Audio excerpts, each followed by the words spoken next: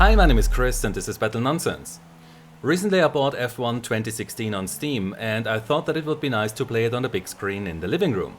So I could have bought another copy of the game for the Xbox One, but that costs about €60 and I can't sync my career progress between the PC and the Xbox. So that was not an option. I could also move my PC to the living room or use very long cables to connect my PC to the TV, but that's not a nice solution either. So instead I decided to buy a Steam Link and try to stream my games from the PC to the living room. Now, how does this work exactly? The Steam Link has one HDMI connector that supports 60Hz at 1080p. So you can play your games at a maximum of 60 FPS, which is fine as TVs usually don't support higher refresh rates. Then it has one 100 megabits per second fast Ethernet network port, two USB ports on the back and one on the side, which allow you to connect a keyboard, mouse, various gamepads like the Xbox controller or an USB drive. You can also use the Steam controller with the Steam Link, but since I already had an Xbox controller here, I decided to just buy the Steam Link without the Steam controller. In addition to these wired connections, the Steam Link also supports Bluetooth 4.0, which you can use to connect a keyboard, mouse or a controller. And it has Wi-Fi inbuilt, which you can use to connect it to your home network. But please be aware that you will probably run into latency and image quality issues if your Wi-Fi connection fails to provide the bandwidth that is required for a good image quality and low input delay. The setup is very easy and straightforward. After you connected the Steam Link to your TV, you choose your language, then you should check for an update and install it if there is one available. After that, the Steam Link will list the PCs which are currently running Steam.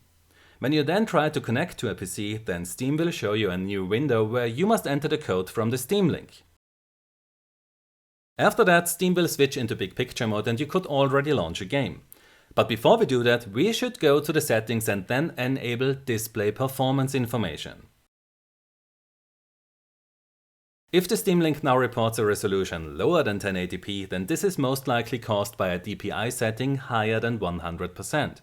Sadly, the only solution I found was to set it back to 100%, which can be annoying if you normally use a higher DPI value on your PC.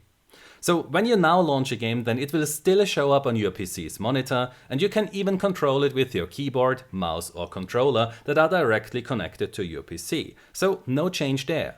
But at the same time, Steam will now use your home network to stream the game's video and audio to your Steam Link, which is connected to your TV. While the Steam Link sends the input from your controller, mouse or keyboard back to your PC, which allows you to control the game from your living room. But Steam Link is not limited to games that you bought inside of Steam. You can exit the big picture mode and then you have access to your desktop, which allows you to use your web browser, play videos or launch any other game outside of Steam. The only thing that you need to make sure of is that these games use windowed mode, as otherwise Steam cannot stream the game to your Steam Link. Alternatively, you can also add games as non-Steam games to your Steam library, so that you can then launch them from inside the big picture mode. So Steam is streaming video and audio from your PC to your Steam Link, and the bitrate that it uses for the stream has quite an impact on the image quality and the delay or lag of that stream, especially when you use Wi-Fi, which even Valve says that you should stay away from. So inside the settings of the Steam Link we can affect how much bandwidth will be used for the stream. Here you can choose between 3 different presets or just go into the advanced menu, which gives you more control over the bandwidth limit. Here you can select automatic, choose a specific value, or select unlimited, which in my tests pretty much broke the stream when I used software encoding. What I do not understand is why 30 is the highest value here.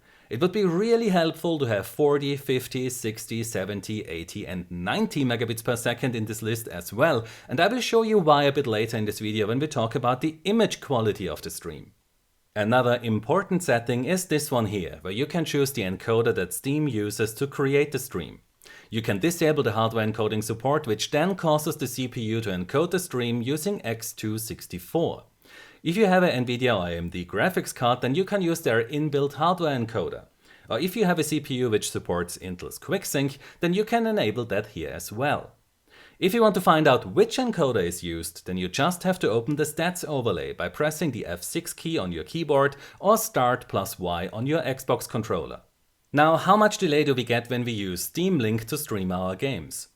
To find out, I used pretty much the same test setup as I used in my previous button-to-pixel lag analysis videos, which means that I have an LED directly connected to the left mouse button of my gaming mouse, and my high-speed camera records what happens when I press the left mouse button. Inside the high-speed footage, I then look for the frame where the LED lights up, and then I count the frames until I see the image change. The only difference is that this time the monitor and the mouse are connected to the Steam Link and not directly to the PC, which means that the results include the delay from the Steam Link. But what might be even more interesting is how much additional delay Steam Link adds compared to when you play directly on your PC, which is why we need some more data to compare the Steam Link results to. So when I did my input lag analysis of CSGO, then I measured an average delay of 37 milliseconds at a display refresh rate of 144 Hz with 300 FPS and VSync disabled.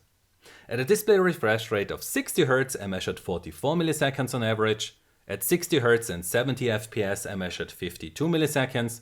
And when I enabled double buffer VSync at 60 Hz, which also limits your frame rate to 60 FPS, then I measured an average delay of 124 milliseconds.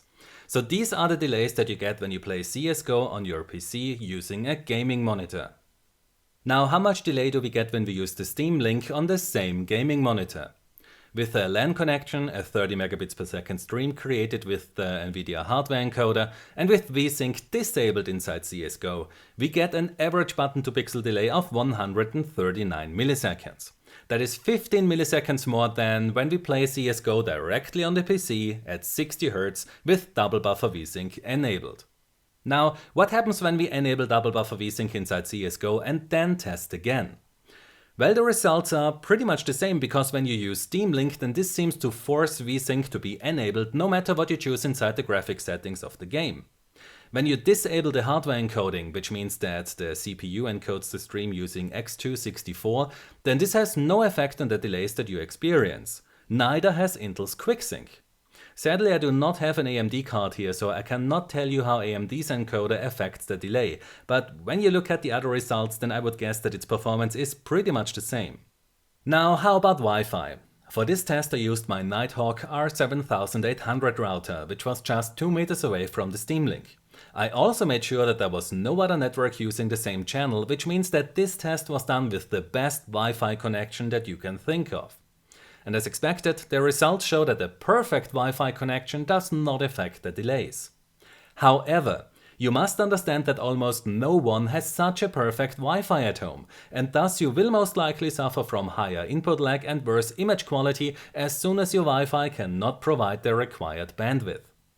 So in all these tests I used the automatic setting for the bandwidth, which resulted in a 30 megabits per second stream. But since I wasn't happy with the image quality at that bitrate, I used a trick to increase it to 50 megabits per second. So does that have an impact on the delay? Well, at least with my PC and my LAN network, it did not have an impact on the delay. But if you use less powerful hardware or Wi-Fi, then you might not be able to achieve the same result. Now, how about the image quality? When you use the automatic setting for the bandwidth, then this will result in a stream that uses a maximum of 30 megabits per second. And if you look at still images, the desktop, or play a game that is very slow like XCOM or Battlefleet Gothic Armada, then you will probably be happy with the image quality. But in a racing game like F1 2016, the image quality looks like a very poorly encoded YouTube video or Twitch stream, which I was really not happy with. So I tried the NVIDIA encoder, Intel's QuickSync and the software encoder. And while the software encoder did provide the best image quality, it was still not good enough as the image turns into pixel mud when you play a game as fast as F1 2016. So I then tried the unlimited bandwidth option while using the NVIDIA encoder, but the bandwidth would still not go beyond 30 megabits per second. I then tried the Intel QuickSync hardware encoder, but since the overlay does not work, then I really can't tell which bandwidth was active. But since the image quality did not improve at all, I guessed that it was also not using more than 30 megabits per second when you choose the unlimited bandwidth option. Then I disabled all hardware encoders so that the CPU would then create a stream using X264. This then increased the bitrate of the stream to 65 megabits per second, but also resulted in a massive input lag of several seconds, and the video and audio were no longer in sync, which made the game unplayable. So 30 megabits per second were not good enough and unlimited made the game unplayable. This was the point where I cursed Valve for not allowing us to choose bandwidth limits higher than 30 megabits per second. But then I found this block here, which provides a rather simple solution, and you can find the link to this block in the description down below. So all you need is an USB drive where you create this folder structure. Then you download the streaming_settings_100,000.bin file to the systems folder and rename it to streaming_settings.bin. This will then set the maximum bandwidth limit to 100 megabits per second. Then you go to the systems folder and create a txt file named streaming_args. Inside that file you can then set the active bandwidth limit that you want to use. After some trial and error, I ended up using 50 megabits per second, as that provides a quite good image quality even in a fast game like F1 2016, while not causing latency issues, at least with my PC and network connection. If you use a PC which has less CPU power, or if you use Wi-Fi, then you might not be able to use the same bitrate. Or if you have a CPU that is more powerful than mine, then you might even be able to get a higher bitrate working. Now, how do we get the Steam Link to use these new config files? It's actually very simple. Just plug the USB drive into one of the USB ports, disconnect the power, wait a few seconds and reconnect the power. When the Steam Link then starts again, then it will read the config files from the USB drive and use them. So these new config files also affect the NVIDIA hardware encoder. But ultimately I decided to go with the X264 software encoder, because even at 50 megabits per second I was not happy with the image quality provided by the NVIDIA and the Intel QuickSync encoder. So if you want to bring some of your PC games to the big screen in the living room, then the Steam Link is a good choice. The setup is straightforward and it's also quite cheap if you don't buy the kit that also includes the Steam controller. The downsides are the relatively high button-to-pixel lag caused by VSync, and that achieving a good image quality in fast-paced games requires some time, and that you manually upload 2 config files to the Steam Link. So while I probably won't use the Steam Link to play first-person shooters like Overwatch, it's still a good solution to enjoy F1 2016, Battlefleet Gothic Armada or Street Fighter in your living room.